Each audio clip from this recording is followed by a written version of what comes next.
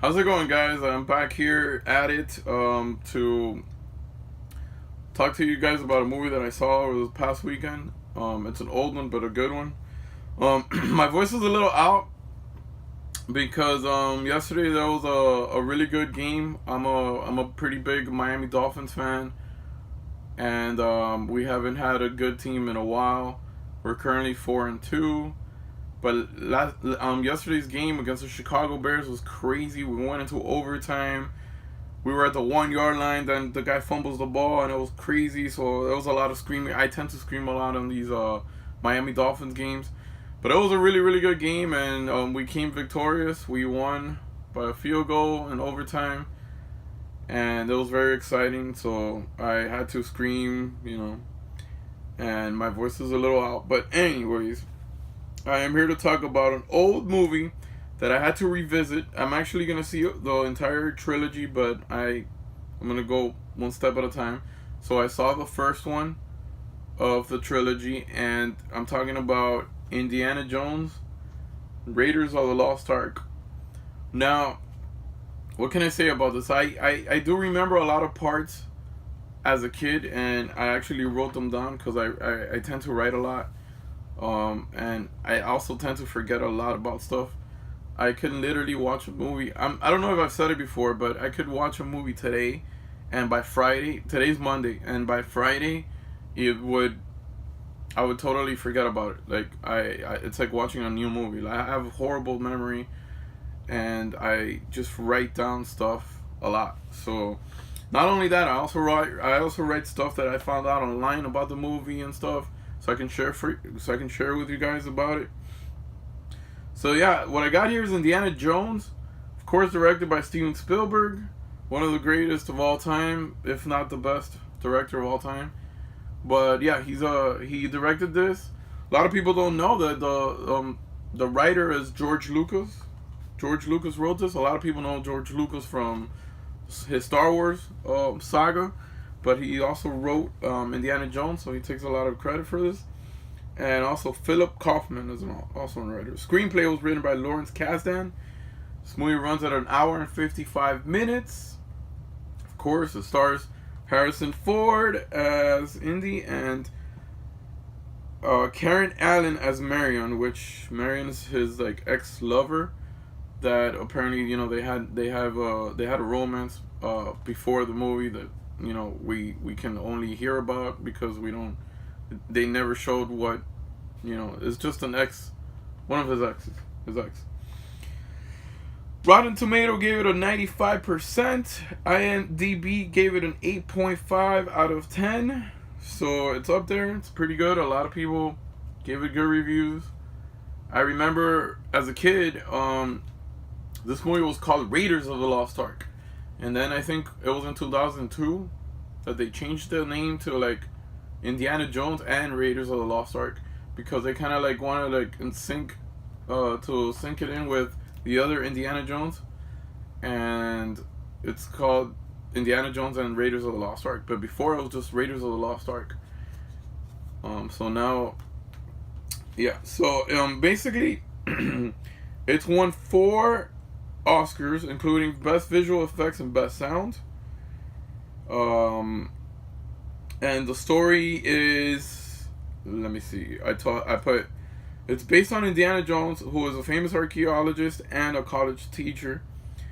The story took place in 1936, where Indiana Jones is hired by the U.S. government to retrieve the lost Ark. However, the plot thickens when Nazis also want this Ark, and Indy's rival Renee Belloc is also in the hunt for the treasure. Indy gets help from his ex-lover Marion, and so the adventure starts. So the main plot of this is to get the Ark, and it's pretty interesting because the first scene is him with his buddy Alfred Molina, that plays his buddy in the beginning, which later on betrays him, and yeah, it's crazy because I know Alfred Molina from the Spider-Man movies when he was Dr. Octopus in Spider-Man 2, the Tobey Maguire Spider-Man. But I had no idea that he was in this movie, so I was like, "Oh shit!" So it's crazy that he was in this movie. And yeah, you know, he's a lot younger in this movie. This movie's from 1983, I think, 1981. So yeah, so he looks a lot younger. And then I searched him, and yeah, it was him. Alfred Molina is in this movie in the beginning. Anyways, lots of memorable moments as a kid. I remember all these moments pretty clear in my mind. So here's some of the moments that I do remember, and you know, I actually wrote them down. Alfred Molina's character betrays Indiana Jones in the very beginning when he keeps the artifacts. When there was a part when Indiana Jones he had a sack of sand, and he had to get the raw head, like the artifact, the golden head. So he makes like a quick switch, puts the sand there, and then he gets the head. But it messes up the temple, the ruins that are in, and then booby traps, they start going all over the place. The temple starts collapsing, and that's where we see that the doors are shutting, so they run. They have to climb, and they have to swing their way through a gap. So Indiana Jones uses the whip to jump over, and Molina's character goes first. Then he tells Indy to throw the head, that he'll get it, and then he'll throw the rope back. But that doesn't happen. He keeps the head and runs with it and just drops the whip. So Indy has to jump over this huge gap, and that's kind of like interesting because it was very thrilling. Like the music, it was very intense. So Indy's trying to, you know, jump over this huge gap, which he finally does, but the door is falling shut. So he has to run before the door falls shut, and then it's very intense. You have to see it. So he just rolls in through the door, and then he runs a little bit more, only to find out that Alfred Molina's character was killed by spikes from a booby trap, and then he dropped the head. So he at the end of the scene, he sees Alfred Molina's character dead, and then he keeps on. Well, that was pretty memorable, and it was really fun. It was really entertaining, very like suspenseful.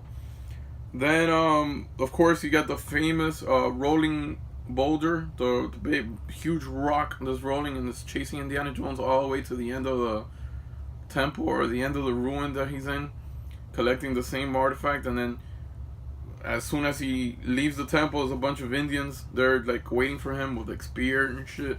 So that was pretty memorable. Then, of course, the bar scene where Marion is out drinking her competition. She does drinking competitions. She takes shots, and she's a beast drinking, and that was pretty memorable. And then also the gunfight scene where he fights a bunch of bad guys, and Marion helps him. There's a gun scene. It was really fun. That bar scene was really, really cool. It was a brawl, and against the Germans. And then I also remember at the very end of the movie, when the Nazis, when the bad guys opened the treasure, all these ghosts, they started, you know, flying all over the place, and that was very memorable. I remember that, maybe because it was scary when I was a kid, and the effects on it were awesome. Guys, we're talking about a movie that was made in 1981, still holds up. It still looks good, so it's very impressive that a movie so old can still pull it off. Really, really good effects on this. What else have I got here for you? Of course, the snake pit area was awesome. They call that the Well of Souls, the snake pit room, where Indy has to go through a snake pit. Indiana Jones in the movie is terrified of snakes. He's really scared of snakes. However, in real life, Harrison Ford is not afraid of snakes. I read that online, that he's not scared of snakes. But there was a lot of snakes. I believe one of the cast members, one of the crew members, got bit by a python on set. But luckily, nothing bad happened to him. But yeah, it was pretty crazy. So it was an excellent job doing that snake pit room. It was awesome, full of real snakes, At first, they tried to put a bunch of fake snakes, but it looked really, really fake. So I guess Spielberg didn't like it, and they just went to a pet store and bought like tons of snakes. So yeah, it was brutal. There was a lot of snakes in there.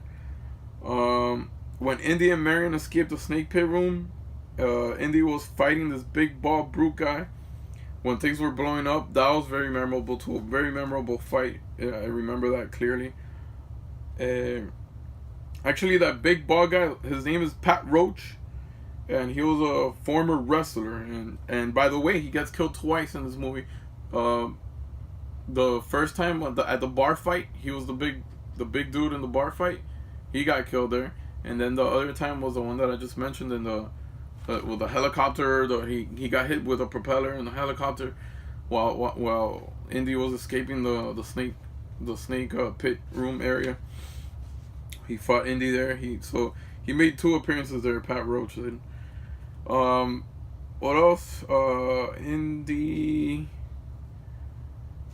Oh, this is crazy. Like, Indiana Jones was so tired in the that towards the end it's kind of like wow, it's weird seeing it that Marion kisses him and wants to start something with him towards the end while they're in the train while they're in the boat, and Indy just, as soon as Marion kisses him, he falls asleep. Shows that he's very tired and exhausted, but it also shows that he's not too interested in girls, because falling asleep when a girl's kissing you like that, kind of weird. Anyways, he's still awesome. Indy was awesome in this movie. What else can I say about this? Soundtrack. The soundtrack and background music to this movie is second to none. It was amazing. Composer John Williams, one of the greatest of all time. This guy's also worked in Superman, the 1978 one, E.T., Star Wars, The River, Home Alone 1 and 2, Schindler's List. If you search for John Williams, composer, you're going to see a big list of a bunch of movies that he's worked in. This guy's a genius. He knows when to play the music and how to play it and when to excite you while the movie's going on. Awesome sounds. Can't go wrong with that. The truck scene when Indiana Jones is in the truck and he has the Lost Ark in the back. That's crazy. It's like it's like a 15-minute scene where he's being chased when he's trying to get into the car. It was crazy. The stunts were awesome. They used a couple of stunts in this. They had let's see, I wrote that down somewhere, where they had 3 stuntmen.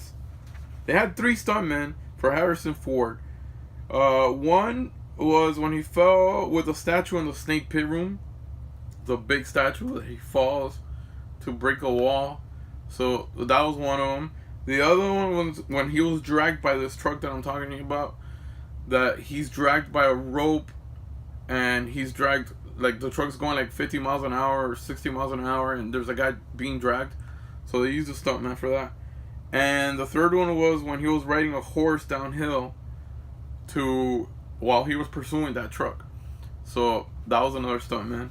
So they used 3 different stuntmen for Harrison Ford in this movie. This is also the only Indiana Jones film to be nominated for a Best Picture at the Oscars. It didn't win, but it was nominated. And another so interesting fact about this movie is also in the snake pit room, the Well of Soul room. That scene, if you notice, the golden pillar has a tiny engraving of R2D2 and C3PO from the Star Wars movies towards the back. You could pause the movie if you want, and you can see that in the back you see C3PO and R2D2. I think that was pretty interesting. During the filming in Tunisia, almost all of the cast and crew member got sick from eating there.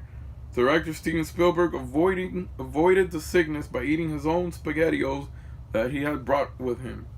So yeah, that's a pretty cool, funny fact that they all got sick. I remember in Predator, the first Predator also, the one with Arnold Schwarzenegger, most of the cast and crew, they were filming in Mexico, and most of them got also sick from the water that they drank.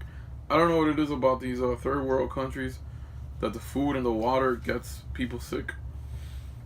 Anyways, interesting facts. I got more of them. They had an $18 million budget, which is a pretty big budget for 1981, and it was well used. The original name for the lead character and movie was Indiana Smith. Not Indiana Jones, but Indiana Smith. But Spielberg convinced George Lucas to change it to Indiana Jones. He liked the Jones better than Smith. So that was pretty good. Oh, here it is. In 2008, it was changed to Indiana Jones, Raiders of the Lost Ark. Because before, like I said before, if you got the original VHS from the 80s, it was just called Raiders of the Lost Ark. And this is really interesting. Harrison Ford, perfect for the role, right? He plays it to the teeth. Great. You can't think of anyone else dressed up like that can pull it off. He was great as Indiana Jones. But other actors that they considered for the role of Indiana Jones was Jack Nicholson, Tom Selleck, Peter Coyote, Chevy Chase, Bill Murray, Nick Nolte, and Steve Martin. Which Steve Martin decided to do Pennies from Heaven instead of doing Indiana Jones.